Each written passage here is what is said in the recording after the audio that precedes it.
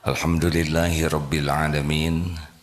Segala puji, puja hanya milik Allah Subhanahu wa Ta'ala yang maha dekat, maha mendengarkan apapun yang terucap. Allah yang maha tahu segala apapun yang kita pikirkan, setiap lirikan mata, setiap isi hati. Tidak ada yang tidak diketahui Allah. Allah menyaksikan segala-gala yang kita lakukan, tidak ada yang tersembunyi dimanapun, kapanpun. Dan setiap yang kita lakukan pasti tercatat, ada balasannya, tidak tertukar. Setiap kebaikan akan kembali kepada pembuatnya, setiap keburukan akan kembali kepada pelakunya. Tidak ada satupun yang meleset, tertukar. Kita akan memikul apa yang kita perbuat. In ahsantum, ahsantum li anfusikum, wa in asatum falaha. Allahumma sholli ala sayyidina Muhammad wa ala alihi wa ashabihi ajma'in. Bapak Ibu yang baik dan adik-adik para santri, hidup ini sepenuhnya adalah ujian. Sepenuhnya adalah ujian.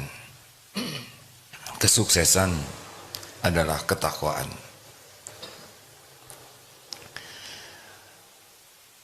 Harta, gelar, pangkat, jabatan, kedudukan, popularitas sama sekali bukan tanda sukses. Kalau seseorang kaya bukan sukses. Orang punya gelar sepanjang apapun bukan sukses. Orang punya jabatan setinggi apapun bukan sukses. Sukses itu kalau pemberian Allah membuat kita semakin bertakwa kepada Allah. Diberi harta dan kekayaannya membuat dekat dengan Allah. Diberi jabatan dan jabatannya membuat semakin takwa. Diberi gelar, gelarnya membuat semakin takwa. Itulah orang yang berhasil dalam hidup ini. Karena orang yang sukses dalam pandangan Islam adalah inna akramakum indallahi atqakum. Yang paling mulia di antaramu di sisi Allah adalah yang paling bertakwa. Maaf. Apa itu bertakwa? Orang yang takwa adalah orang yang paling yakin kepada Allah dan berbuah kepatuhan kepada perintah Allah dan kesungguhan untuk meninggalkan apa yang Allah tidak suka. Jadi semakin yakin hatinya, semakin bersemangat melakukan apa saja yang Allah sukai, dan semakin bisa menghindarkan diri, menjauhi dari apa yang Allah tidak suka, itu semakin takwa. Salah satu ciri ketakwaan dalam hadis Imam Tirmizi, derajatnya hasan, tapi dalam penjelasan Al-Albani ini disebut hadis sahih. Min husni islamil mar'i tarkuhu ma la ya'ni. Di antara ciri kualitas keislaman seseorang meninggalkan hal-hal yang tidak ada manfaatnya. Jadi salah satu yang membuat seseorang itu mendekati ketakwaan di antaranya adalah kemampuan untuk meninggalkan, menjauhi hal-hal yang tidak ada manfaat atau yang sia-sia. Bapak Ibu yang baik, hidup ini sepenuhnya ujian. Ujian itu mudah atau susah, kata kuncinya adalah semakin takwa atau tidak. Karena Allah sudah janji, wa may yattaqillaha yaj'al lahu makhrajan. Barang siapa yang bertakwa, baginya jalan keluar. Persoalan apa saja, semua persoalan yang kita hadapi Allah sudah tahu. dan terjadi pun dengan izin Allah. Dan yang paling menguasai solusi hanya Allah. Tidak ada pertolongan selain dari Allah. Kalau Allah mudahkan, mudah. Kalau Allah tidak tolong, pasti susah. Tidak ada persoalan yang rumit bagi Allah Subhanahu wa taala. Semuanya ada dalam kekuasaan Allah. Jadi masalah terbesar dalam hidup kita bukan masalah hidup. Bukan masalah keuangan, bukan masalah keluarga, bukan masalah anak-anak, bukan masalah kesehatan. Bukan itu masalah terbesar dalam hidup kita. Masalah hidup kita ini, kita serius tidak jadi ahli takwa, itu saja. Karena kalau kita makin bertakwa, kita seperti diberi kunci. Allah nanti menyelesaikan masalah kita. Jadi pikirannya harus kita robah. Bahwa solusi itu bukan karena kepintaran, bukan karena pengalaman, bukan karena kekuatan, bukan karena kehebatan, bukan karena jaringan, bukan. Walaupun punya kepintaran, kalau Allah tutup saja. Solusi terbaik itu adalah karena ketakwaan. Jadi kalau bapak ingin istri soleha, istrinya semakin soleha, apa rahasianya Pak? Bapak jadi suami yang paling soleh. Bapak tidak bisa menyolehahkan istri. Ibu, ini ada tamu nih dari jamaah Masjid Baitus Salam Semarang, 120 orang. Mana? Masya Allah, Alhamdulillah. Selamat datang. Kulo ngaturaken matur suwun sanget. Samenika kula durung saged basa Jawa yo.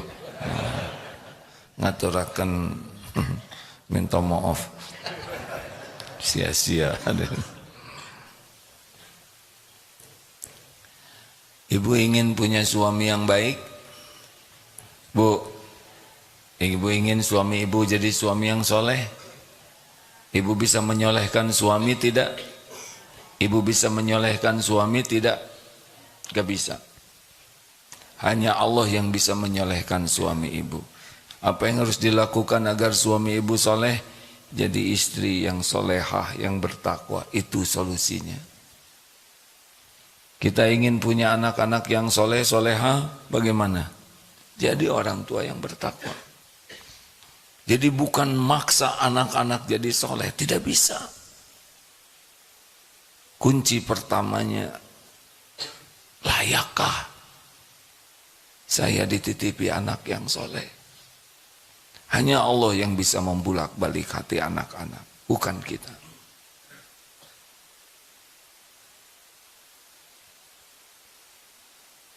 Semua masalah ada dalam pengetahuan Allah. Tidak usah risau.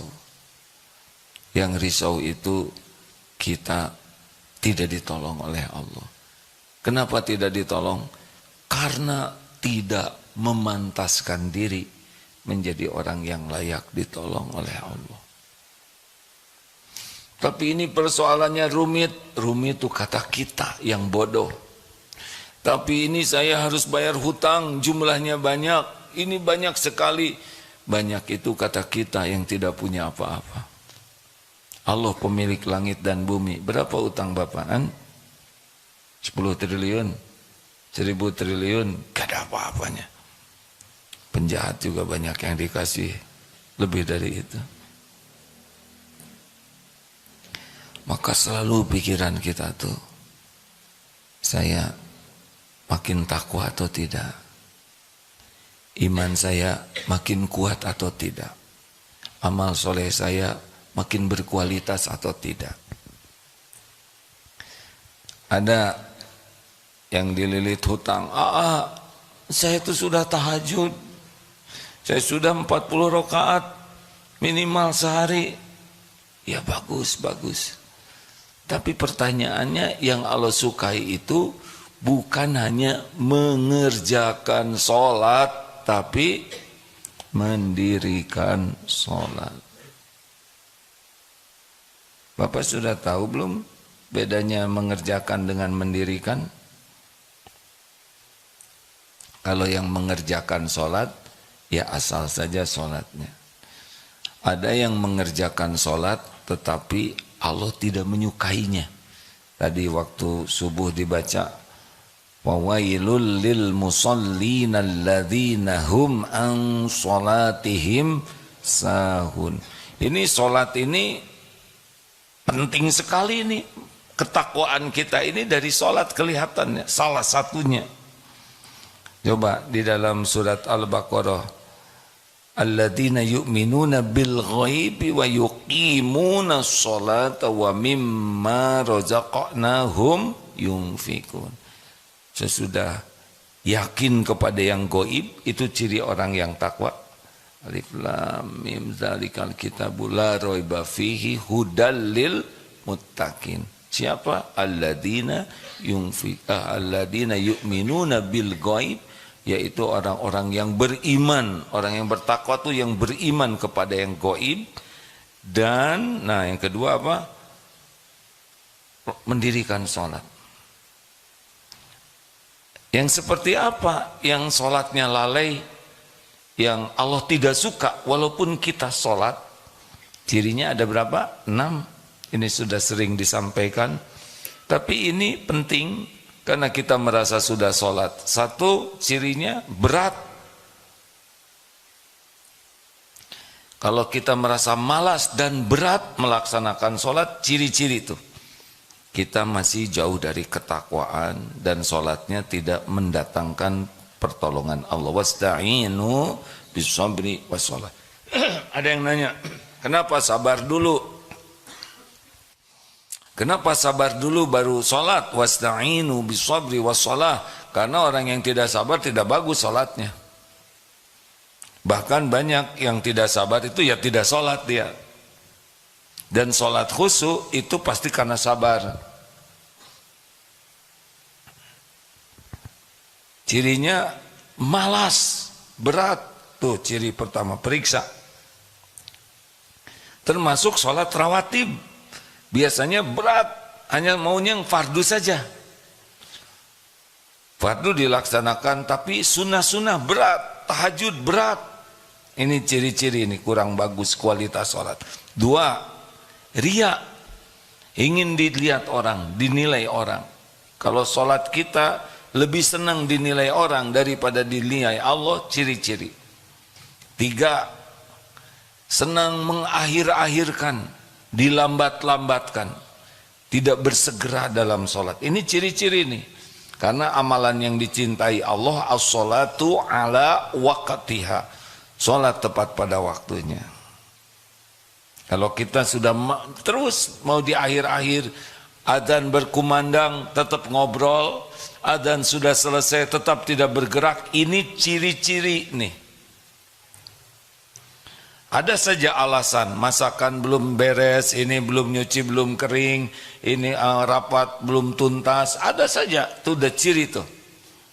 4, cepat sholatnya tuh, ringkas, tidak ada tumanina, oh ruku, sujud, begitu saja.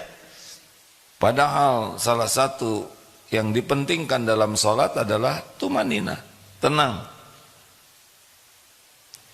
Yang keberapa? 5, sedikit ingat Allahnya.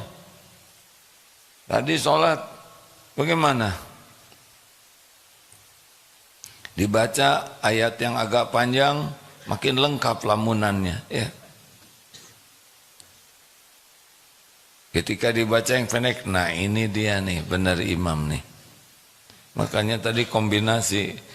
Yang rakaat pertama panjang, karena khawatir pas rakaat kedua sudah cemas. Wah gawat nih, panjang lagi. Bukannya bahagia.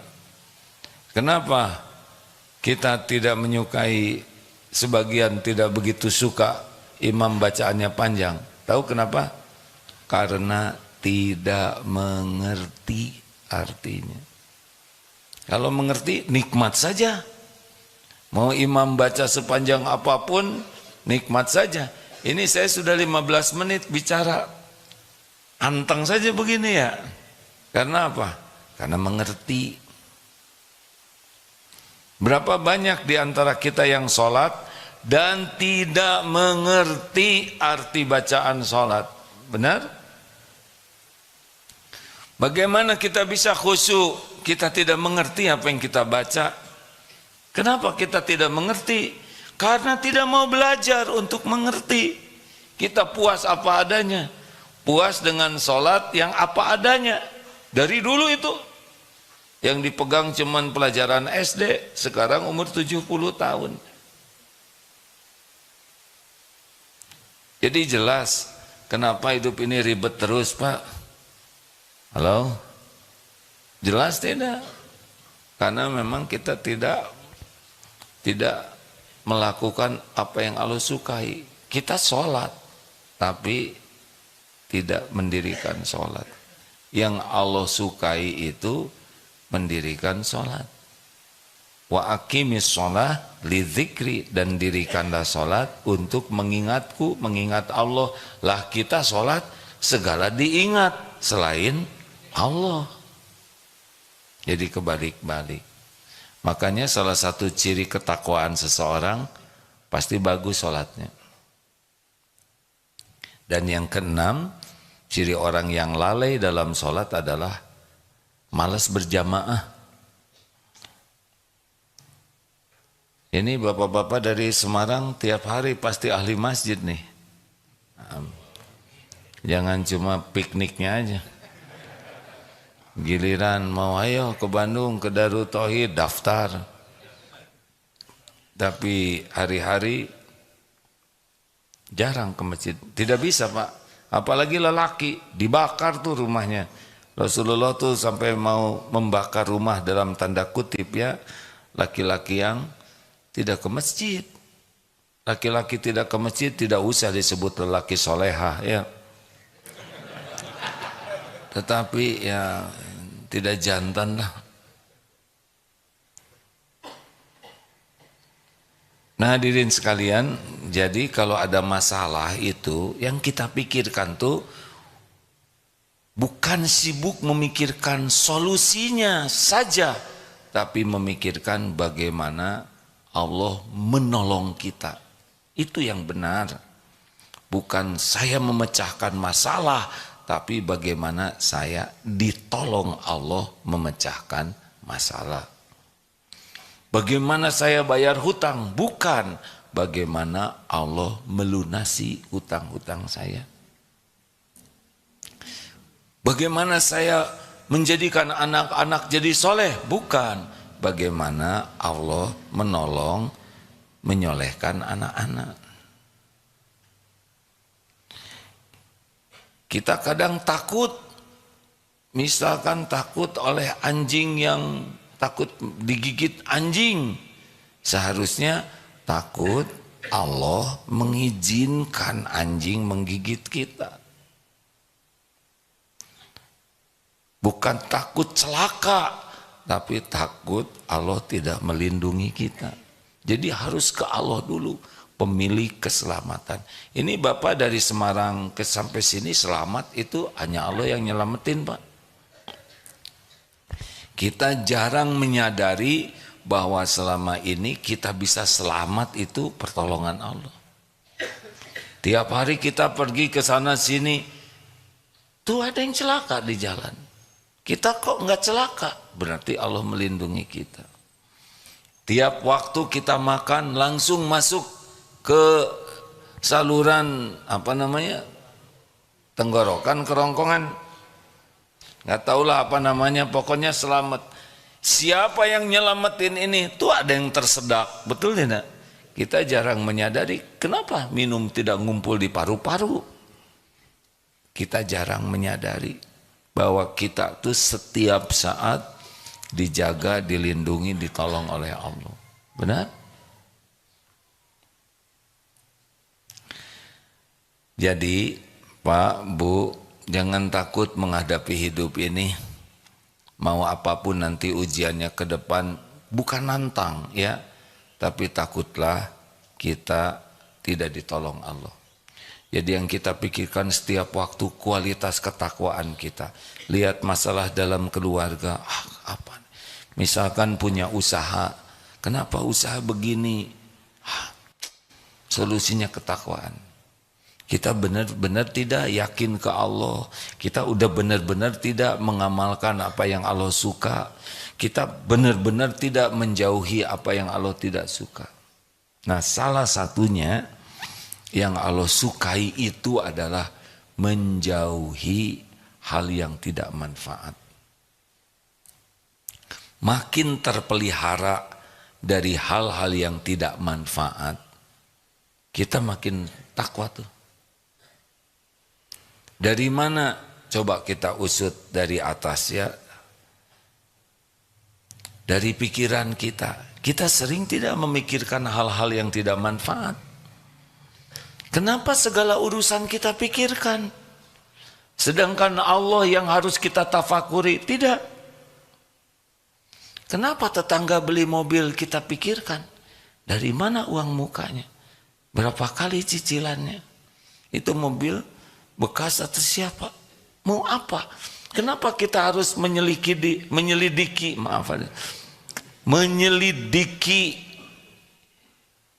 masalah-masalah orang yang bukan tanggung jawab kita? Kalau kita mau mikir manfaat tidak nih pikiran ini, yang saya pikirkan ini manfaat tidak? Itu tanya, udah mikir yang manfaat. Apa yang bisa membuat kita makin ingat Allah, yang membuat kita makin taat kepada Allah, yang membuat kita makin yakin ke Allah? Ilmu, banyak pikirkan zikrullah, banyak pikirkan apa yang Allah sukai. Kalau nggak suka, udah. Sebel banget orang itu menghina saya, udah, mengapain kita mikirin dia? Tapi dia menghina saya terus, udah. Tuhan kita tuh Allah. Apa yang harus kita lakukan kepada orang yang menghina kita? Apa coba? Apa? Maafkan. Wal 'afina 'anil nas. Selesai. Orang menghina kita, izin Allah bukan? Izin Allah. Ada kebaikan tidak di sana? Pasti ada. Nah, itu yang dipikirkan. Oh, Allah mengajari saya untuk tidak suka menghina orang lain.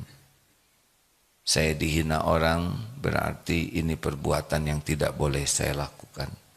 Saya dihina orang adalah jangan-jangan ini karena saya suka menghina orang, sehingga ini menimpa saya. Tuh begitu. Jadi mikirnya tuh positif, sesuatu yang jadi amal soleh. Mata, hati-hati hadirin, orang Indonesia 5,5 jam buka HP. Berbahagialah yang HP-nya jadul sehingga membosankan. Yang HP-nya canggih, makin bagus, makin cepat, kuotanya banyak, internetnya cepat. Di sini nih bisa menguatkan iman, melemahkan iman. HP ini nih bisa membuat kita jadi ahli takwa atau jadi orang yang Allah murka. Di sini nih, di sini hadirin yang punya HP. Serius, ini serius sekali. Karena berjam-jam kita membuka ini. Kalau yang kita buka hal yang manfaat, yang membuat kita ingat kepada Allah, ilmu yang manfaat, di sini penguat iman. Tapi nafsu kita tidak suka lihat yang baik-baik. Nafsu kita itu ngajaknya lihat yang error di sini. Nggak tahu kalau kakek-kakek masih suka lihat yang error, kakek-kakek juga lelaki. Ya udah tuh berarti error juga. Padahal saya kakek-kakek juga.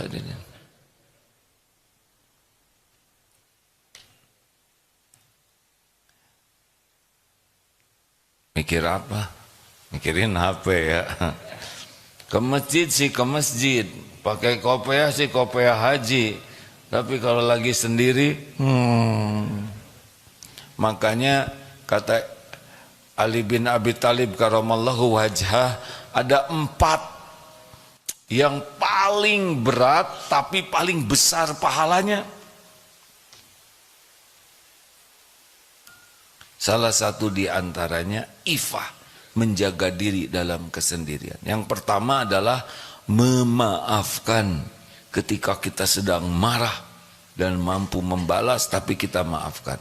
Yang kedua, memberi, berinfak ketika kita sedang perlu uangnya. Kita lagi perlu, ada yang lebih perlu dan kita berikan, itu top. Yang ketiga, kita bisa menjaga diri tidak melakukan maksiat ketika dalam kesendirian. Di depan orang kita nggak mau buka-buka HP yang ngeres, ya kan? Si bapak ketawanya aku tahu aja kan. Gini Pak, kan ini maaf aja ya, katanya orang yang suka buka-buka tayangan yang tidak bagus itu di sininya, di kukunya ada yang putih-putih Pak. Masa kukunya nggak ada yang putih, yang nggak langsung lihat begini, nggak usah dilihat. Astagfirullah, saya dosa ini ya. Jadi si bapak ada yang pura-pura lihat, oh benar juga nih kuku. Ini sia-sia, baru aja ngomong jangan sia-sia, mancing aja nih kakek-kakek nih. Maaf ya Pak. Yang keempat, berani berkata benar kepada orang yang ditakuti atau yang diharapkan. Kita takut kepemimpinan, gak berani ngomong benar. Atau ada orang yang kita harapkan bisa nolong kita, nah kita juga gak berani bicara benar karena takut kita tidak ditolong. Nah kalau bisa 4 ini mantap, itu ciri-ciri tuh ketakwaan seseorang. Hati-hati HP ini, semuanya harus menyadari HP ini bisa mendekatkan kita ke Allah, bisa menjauhkan kita dari Allah. HP ini bisa membuat kita lebih takwa, atau HP ini bisa membuat kita rontok ketakwaan kita. HP ini bisa membuat kita jadi orang yang ditolong Allah, atau sebaliknya. HP ini kalau tidak hati-hati membuat kita jauh dari pertolongan Allah. Sadari ini sama-sama hadirin.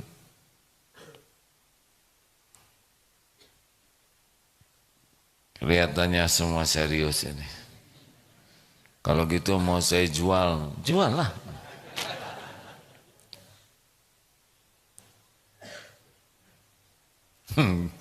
Jual beli HP. Hadirin, turun dari sini telinga, sebetulnya hampir sejajar. Ini nih, ini bisa jadi penguat iman, bisa menjadi perontok iman. Telinga ini bisa membuat kita banyak dapat pertolongan Allah, atau sebaliknya. Kalau kita banyak mendengarkan maksiat, apa yang diharamkan Allah, udah jelas kita makin jauh dari pertolongan Allah. Makin tidak tenang. Jangan suka dengar gibah, karena yang mendengar dan yang berbicara sama dosanya. Jadi kalau kita dengar orang yang suka menjelek-jelekan orang lain dan kita menikmati obrolan itu, walaupun kita tidak berkata apa-apa, tapi di hati jadi itu dosanya sama. Hindari yang kita lihat dan kita dengar yang membuat kita lalai dan tidak disukai Allah. Turun lagi, lisan.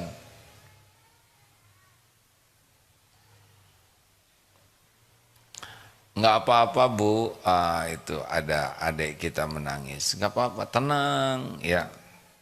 Pasti suatu saat berhenti tangisannya ya. Pasti, nggak mungkin nangis seumur hidup, betul tidak? Dan kita yang mendengar, ya nggak apa-apa. Anak dibawa ke masjid gak apa-apa. Ada hadisnya. Rasulullah SAW pernah mendengar ada bayi yang menangis dan beliau mempercepat sholatnya. Berarti terdengar. Khusyuk itu bukan tidak mendengar apa-apa.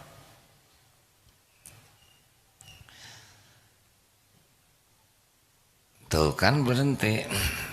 Oh lagi ya nggak apa-apa. Kita juga pernah bayi, benar? Masih mending ini nangisnya di masjid, kita nangisnya di pasar. Lanjut. Nah mulai ke yang berbahaya, lebih bahaya. Ini lisan.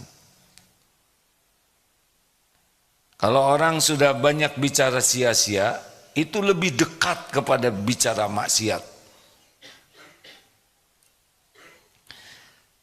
Makin banyak bicara yang tidak disukai Allah, makin jauh dari pertolongan Allah. Itu kuncinya.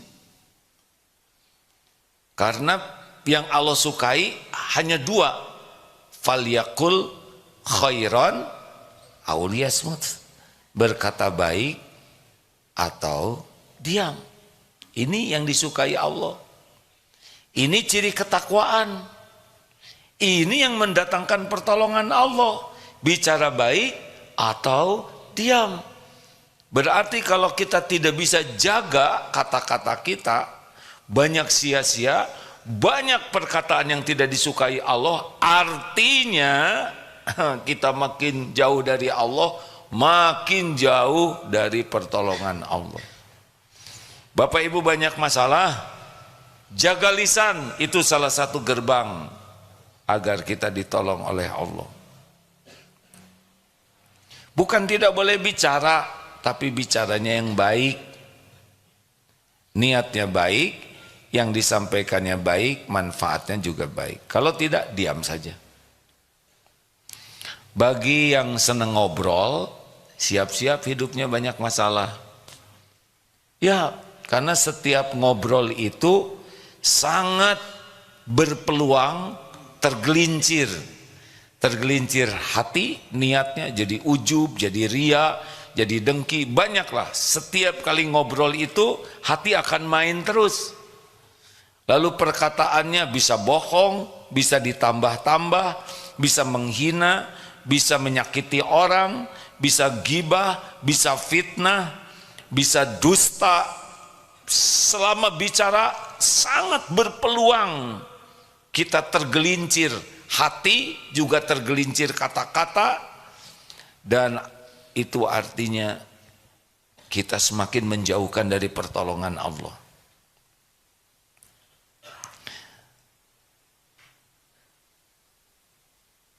Kenapa jadi diam?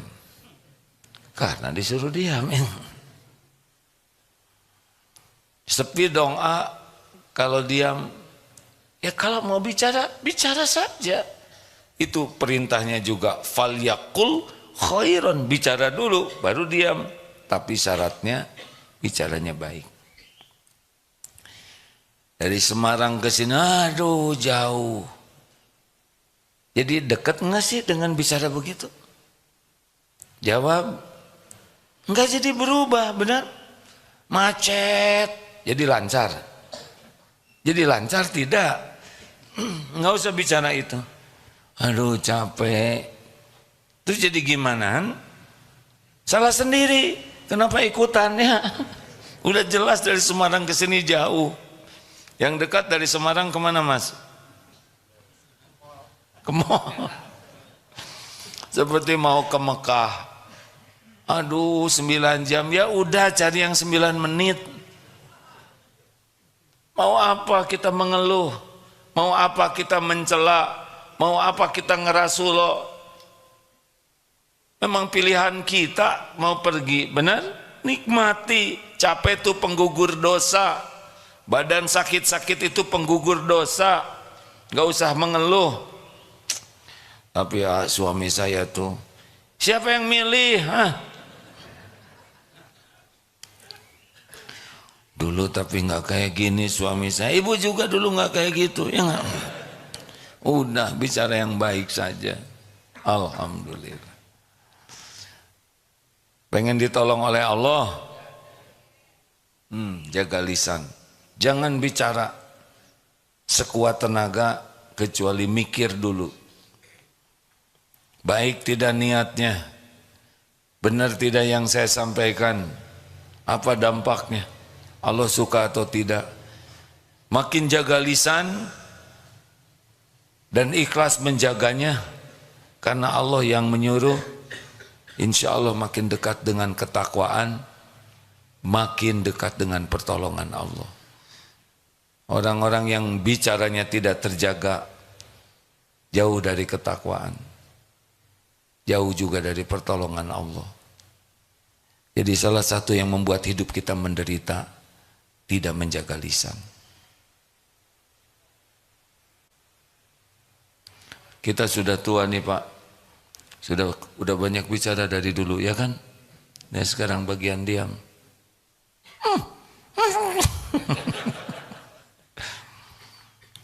Nanti sepi begini hadirin, bicarakan tidak harus dengan kata-kata. Dengan perilaku kita juga sudah bicara banyak. Senyum yang tulus, menyimak dengan baik, sifat yang ramah, rendah hati, itu sudah banyak yang disampaikan. Tidak harus menjelaskan segala hal dengan kata-kata. Kalau tidak sesuai dengan kelakuan, malah jadi jatuh. Jauhi apa yang Allah tidak suka. Jangan lakukan yang tidak ada manfaat. Ini Allah suka tidak nih yang saya lakukan. Kalau kira-kira tidak suka, udah tinggalkan saja. Waktu kita terbatas. Apalagi yang sudah senior-senior. Ini memang jamaahnya senior semua Pak. Yang ikut. Pensiunan. Memang pensiun itu nikmat besar dari Allah. Karena jadi banyak yang lebih soleh Pak. Bukan soleh mendadak, apalagi mu'alaf katanya. Bukan, itu kata-kata yang tidak baik. Alhamdulillah diberi kesempatan untuk bisa cukup waktu memperbaiki diri. Benar? Makanya kalau menjelang pensiun harusnya bahagia. Karena kita tidak lagi terikat lebih banyak oleh aturan-aturan yang kadang menghambat waktu kita mendekat ke Allah. Dan yang paling berat itu kalau lagi kerja tuh kecenderungan munafiknya lebih besar. Acting terus. Duniawi saja.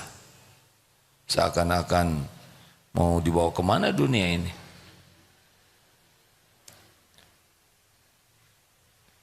Bagaimana bapak-bapak pensiunan rezeki masih ada tidak? Masih Pak? Alhamdulillah.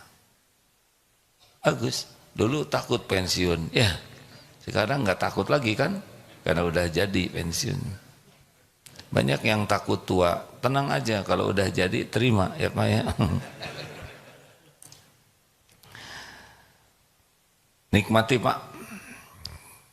Kita ini rata-rata lahir tahun berapa?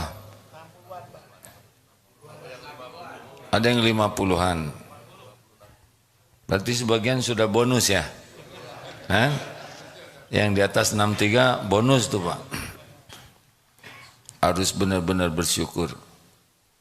Yang mau 63 ya siap-siap. Saya sekarang 62 Pak. Setahun lagi 63. Harus siap-siap betul, bisa lebih cepat. Takut jangan mati, oh jangan takut. Dunia ini mampir. Harusnya kita kangen kepada Allah tuh. Harusnya kematian tuh sesuatu yang kita rindukan. Bapak-bapak dan ibu-ibu dari Semarang ke sini, pasti suatu saat lebih senang pulang, gak mau lama-lama di sini ya enggak?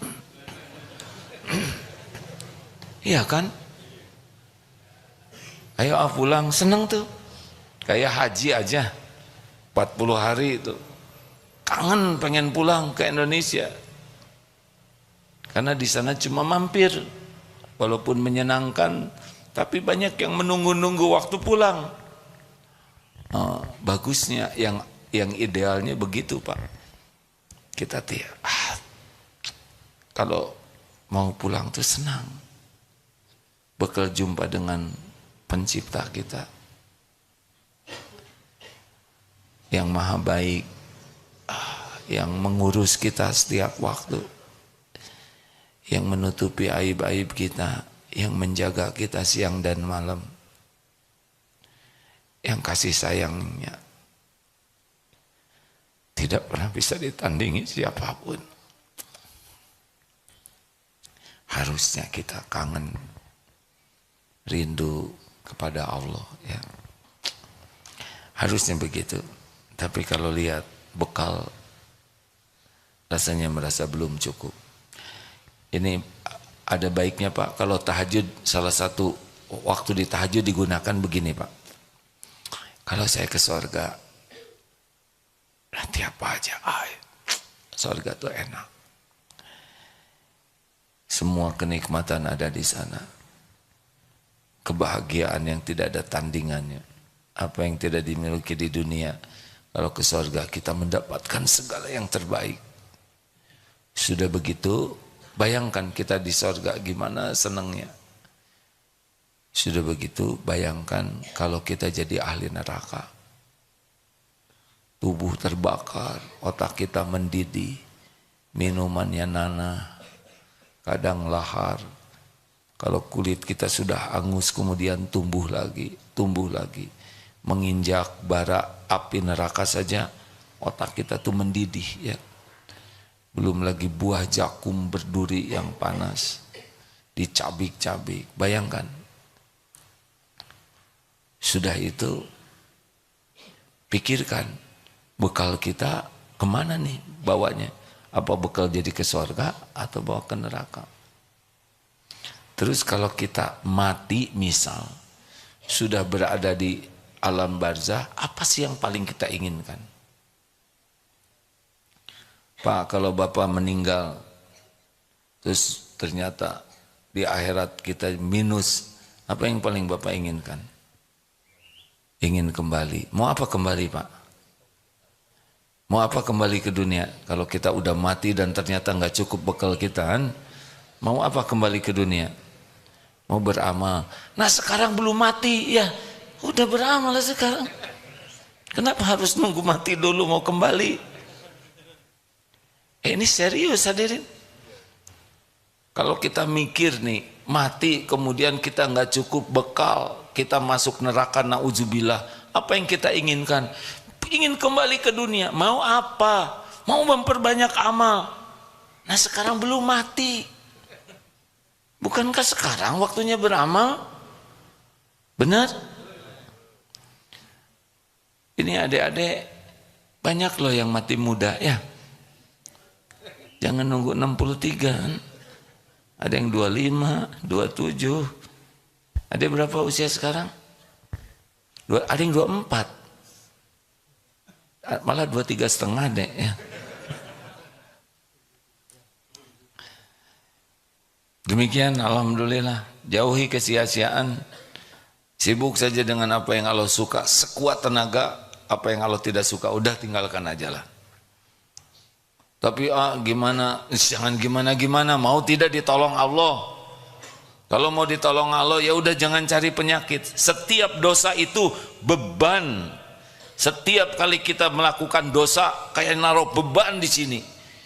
Dan kecenderungannya kalau kita melakukan dosa dan maksiat, itu akan melakukan dosa lainnya. Berseri. Dan itu makin nekan ke hati kita tuh. Makin gelisah, makin tidak tenang. Kalau kita melakukan maksiat itu makin malas ibadah. Makin malas ke majelis ilmu. Makin berat ke masjid, udah pasti itu. Kalau kita maksiat itu makin malas ibadah, makin malas nyari ilmu, makin malas ketemu orang-orang baik, maunya ketemu dengan ahli maksiat lagi, ahli yang menyia-nyiakan kehidupan terus, dan makin jauh, makin berat, makin tidak tenang, makin nyesek hidup ini. Persoalan kecil saja jadi masalah besar. Nggak ada bahagianya, nggak ada bahagia. Tidak ada bahagia dalam dosa, tidak ada bahagia dalam maksiat, tidak ada. Walau dunia dikasih melimpah ruah, nggak ada ketenangan, tidak ada. Allah tidak menciptakan kebahagiaan dan kemuliaan dalam dosa dan maksiat, tidak bisa. Jangan ukur kebahagiaan dengan datangnya dunia. Dunia nggak ada apa-apanya, cuman casing saja. Penjahat saja dikasih oleh Allah dunia ini. Jangan kagum kepada kekayaan, kedudukan, jabatan, popularitas. Gak ada apa-apanya, gak ada apa-apanya. Sama sekali bukan tanda kemuliaan. Mulia itu adalah inna akramakum indallahi atqakum. Sesungguhnya yang paling mulia di antaramu di sisi Allah, yang paling takwa, yang paling enjoy life, yang paling good life, bahagia hidup ini. Tenang. Masalah pasti banyak, tapi di sininya dibuat tenang oleh Allah. Lega. Rumah sempit jadi lega. Di sini. Uang sedikit jadi banyak. Uang banyak lebih banyak. Bisa beramal soleh. Wes ngono bae yo. Ya. Ada pertanyaan? Silakan. Ada 12 menit. 1, 2, ibu-ibu adakah? Sebentar, silakan. Baiknya kalau sudah pertanyaan, mikrofon sudah siap. Dek. Jadi sebaiknya dilihat dulu yang ngacung. Nah gitu ya. Alhamdulillah. Bismillah.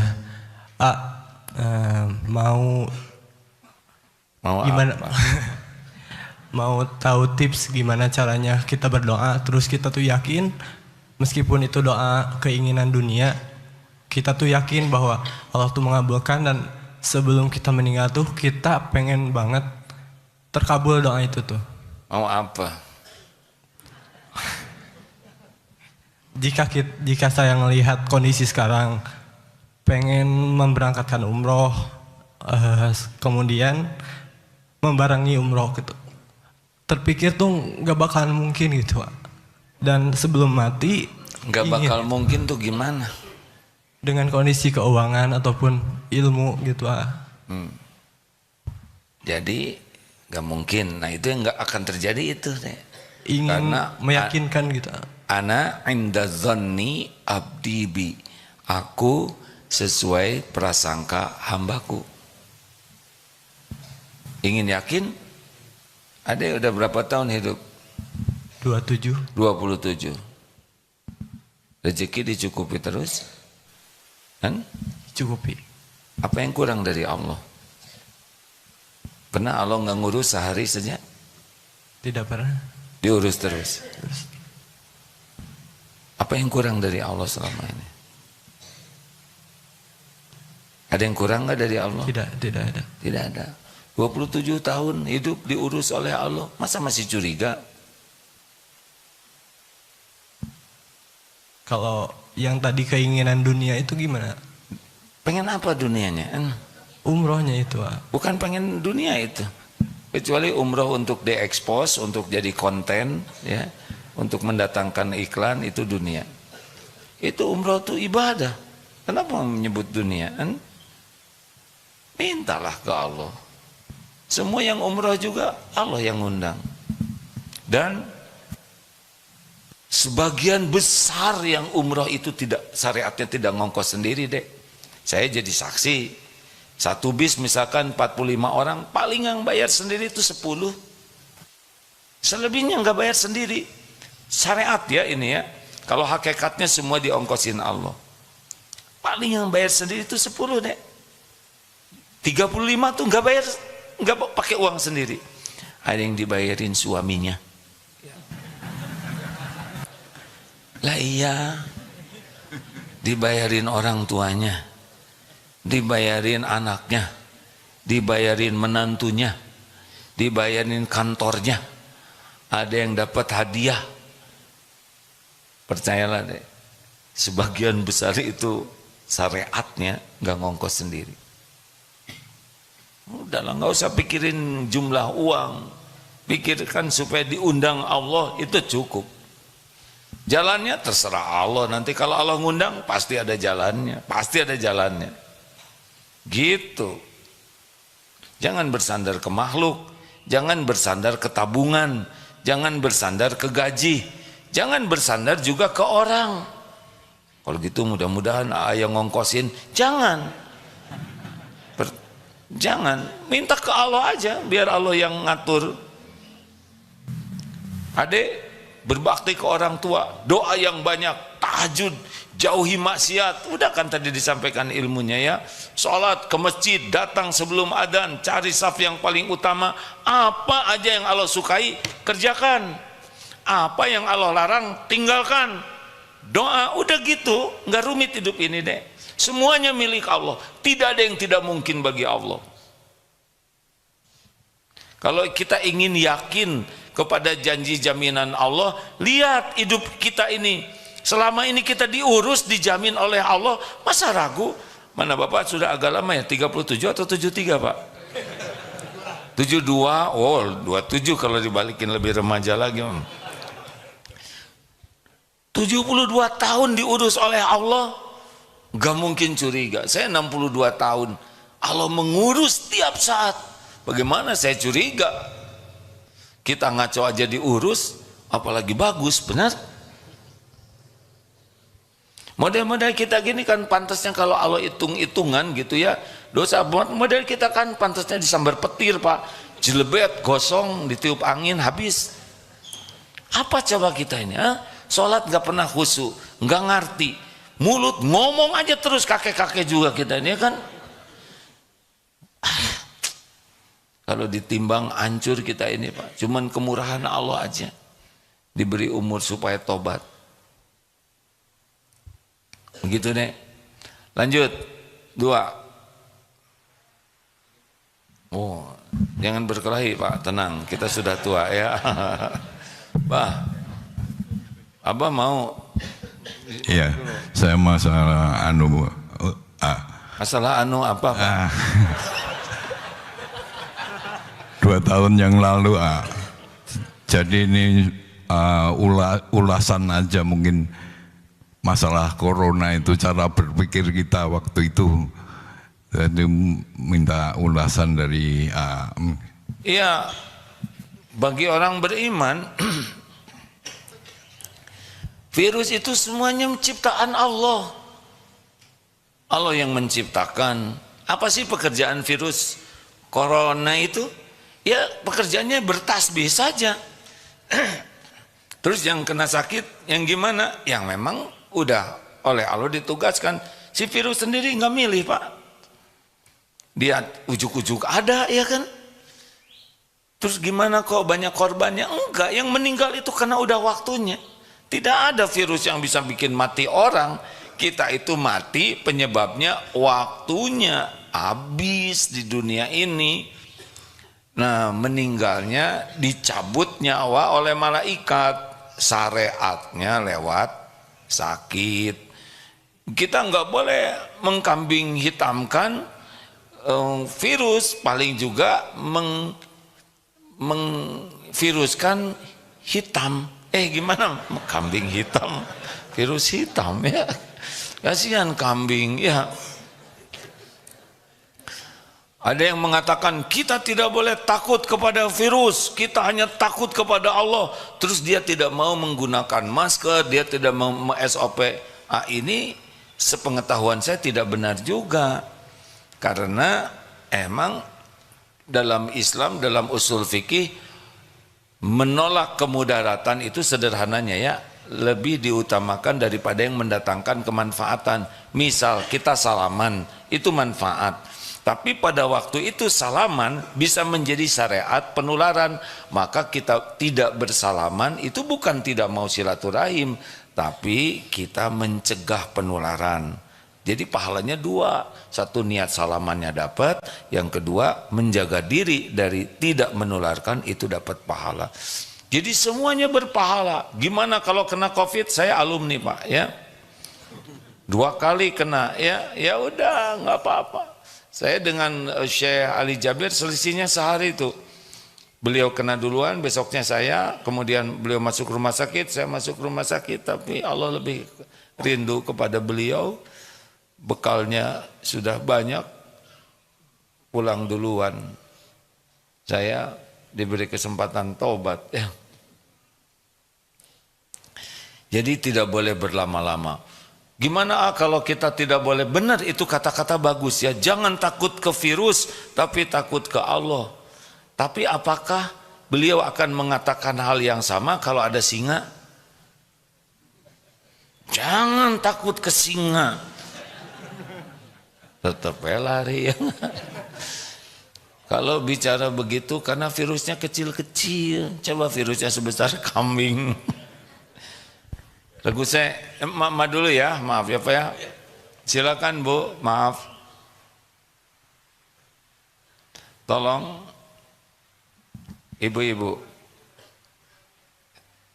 Waalaikumsalam warahmatullahi wabarakatuh. Sebentar Bu, dibantu dulu ya oleh timnya. Ya, terima kasih. Waktu kita agak terbatas. Assalamualaikum warahmatullahi Alhamdulillah Ibu. Baterainya barusan dicas, Pak. Ya, barusan dicas ya. Nama saya Sulistianingsih dari Pedurungan Lor, Pak. Jadi ini yang dipimpin Bapak Agus Siswanto ini tetangga saya, Pak. Tapi saya tidak tahu sama sekali ini tadi. Masya Allah, berarti Alhamdulillah, nanti Ibu ini santri masa keemasan Pak. Jadi sesudah Ibu ini berarti semua yang hadir ini akan daftar jadi santri masa keemasan gitu Pak. Maksudnya ya Bu. Saya tadi habis tahajud mendengar ada bis itu 3 langsung selesai tahajud Pak. Tapi saya terus turun ke bawah, saya terharu. Alhamdulillahirabbil alamin, saudara-saudara saya dari Semarang diperjalankan Allah. Iya. Ke Darut Tauhid. Alhamdulillah. Iya, saya juga jamaah Bapak Agus Siswanto di kajian Masjid Unimus dan juga di PRM. Masya Allah. Tidak yang ingin saya tanyakan, saya alhamdulillah diperjalankan Allah mengikuti pesantren masa keemasan. Di sini alhamdulillah Pak, memang sangat-sangat diberi pelajaran yang luar biasa. Hanya yang saya tanyakan, setelah sampai pulang ke rumah, doa apa yang bisa menjaga istiqomah kami? Karena ini kan PMK itu istiqomah untuk menuju husnul khotimah. Betul. Terima kasih. Wassalamualaikum warahmatullahi wabarakatuh. Waalaikumsalam. Doanya ya muqallibal qulub. Duhai Allah yang membulak-balik hati. Tsabbit qalbi ala dinik. Tetapkan hati ini dalam agamamu. Itu adalah doa yang paling sering dibacakan oleh Rasulullah SAW dan paling jarang dibaca oleh kita. Ya, benar. Kita doanya Rabbana atina fid dunya hasanah terus ya. Tidak apa-apa doa itu dibaca baik, tapi jangan tinggalkan ya muqallibal qulub sabbit qalbi ala dinik. Itu diantara doanya. Dan satu lagi, Rabbana la tuzigh qulubana ba'da id hadaitana wa hab lana min ladunka rahmah innaka antal wahhab. Ini supaya tidak dicabut sesudah Allah ngasih hidayah. Harus minta. Istiqomah itu hanya datang dari Allah. Minta kepada Allah, ya Allahumma rzuqnal istiqomah. Ya Allah, rizkikan kepada kami istiqomah. Subhanakallahumma bihamdik asyhadu alla ilaha illa anta astaghfiruka wa atubu ilaik. Assalamualaikum warahmatullahi wabarakatuh.